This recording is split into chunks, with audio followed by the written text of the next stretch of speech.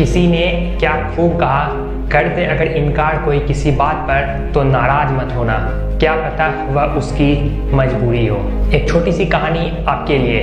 एक नदी के किनारे दो पेड़ था और उस नदी के किनारे एक छोटी सी चिड़िया उड़ते हुए आई और वह उस दोनों पेड़ को देखी।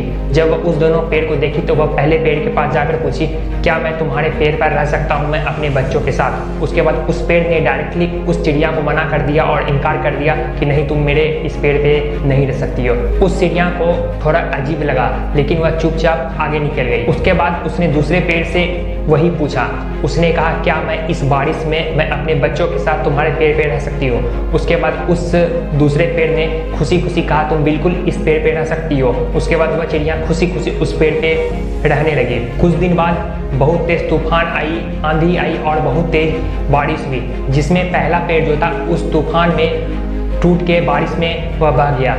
उस पेड़ को देख के चिड़िया ने कहा, तुम उस दिन मुझे यहाँ रहने से मना कर रही थी, अब देखो तुम्हारा क्या हाल हुआ। तो उस पेड़ ने मुस्कुराते हुए जवाब दिया, उसने कहा, मुझे पता था मैं इस बारिश तक इस आंधी में नहीं झेल पाऊंगा और मेरी जड़ें कमज़ोर हो गई है और मुझे पता था मैं बह जाऊंगा, इसलिए मैंने तुझे इस पेड़ पे रहने से मना किया था। तो यह कहानी हमें इस जीवन में यही सिखाती है कि हमें जीवन में अगर हमें कोई इग्नोर करे या हमारी कोई चीज़ों के लिए हमें इनकार करे तो हमें उसे कभी भी गलत नहीं समझना चाहिए। हर किसी समय उसे गलत नहीं समझना चाहिए। क्या पता उसका मना करने के पीछे आपकी भलाई हो, क्या पता उसकी मजबूरी हो। इसलिए जब भी कोई भी इंसान इग्नोर करे तो उसे हमेशा अपने पर लीजिए और उस चीज़ में पॉजिटिव ढूंढकर आगे बढ़िए और खुश रहिए, जिससे कि आप अपने जीवन में हमेशा खुश रहेंगे और किसी से नाराज होने की कोई वजह ही नहीं मिलेगी।